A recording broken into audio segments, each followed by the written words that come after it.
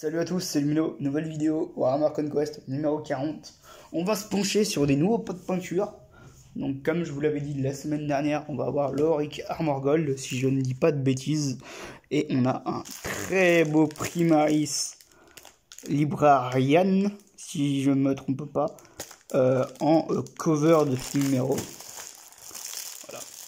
Et on va pouvoir déjà voir ce qui nous attend. Ah, ça c'est intéressant. La semaine prochaine est le numéro 42, donc je les ouvrirai tous d'un coup. On a le Plague Burst Crawler qui est, ma foi, magnifique. Hop. On a ici les trois petits pots de peinture, donc un petit pot rouge, argent et or. Donc Liberator Gold, Wild Rider Red, qui est utilisé pour les schémas de couleur des Blood Angel. Et on a du Stormust Silver. Donc Marmeus Calgar, qui je crois est le personnage que l'on a en cover, les peintures layers et les nouveaux traits de seigneur de guerre pour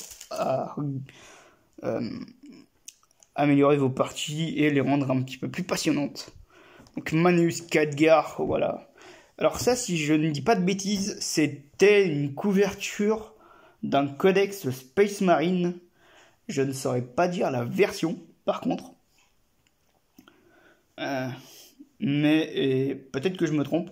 Mais de mémoire, c'est un codex Space Marine sur laquelle cette illustration apparaît. Ou alors ça peut être une cover de White Dwarf. Donc, évidemment, comme d'habitude, hein, l'édito avec tout ce qui fait Marmeus Calgar, le Rubicon Primaris, les petits princes démons. Voilà. Hop. Les princes démons de Nurgle avec des sculptures qui sont juste sublimes. Petite préférence pour celui-là. Donc le démon de corne, puisque ce qui est rouge est vraiment beau. Après le Tsenge, je trouve qu'il fait un peu glace. Donc c'est plutôt sympa aussi. Et après éclaircir les dorures, l'argent et tout ce qui va avec. Les rouges et tout, donc pour la cape. Donc éclaircir le doré, l'argent, enfin donner un peu plus de lumière à votre figurine. Par exemple, là on a l'éclair pour l'éclaircir. Et là on a le petit chapelain, le capitaine, si je dis pas de bêtises, ou chapelain, je sais plus. C'est pas un chapelain, donc c'est un capitaine Primaris que je pense que je vais peindre un jour parce que il va le falloir. Hop, et le dos, magnifique. Et on a du coup des nouveaux traits de seigneur de guerre, donc ange de la mort, glaive de l'empereur, l'impérium, volonté de fer, tempête de feu, rite de guerre et champion de l'humanité. Voilà. Qu'on peut tirer au D6, c'est plutôt sympathique.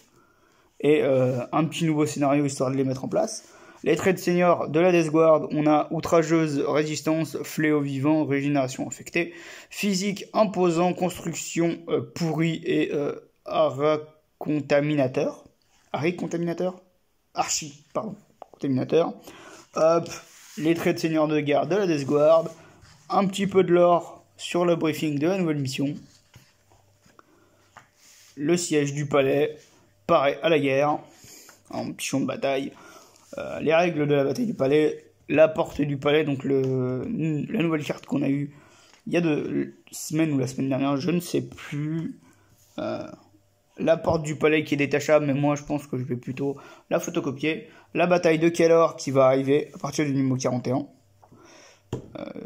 Donc ça c'est plutôt sympathique. Aussi évidemment les pions, blessures.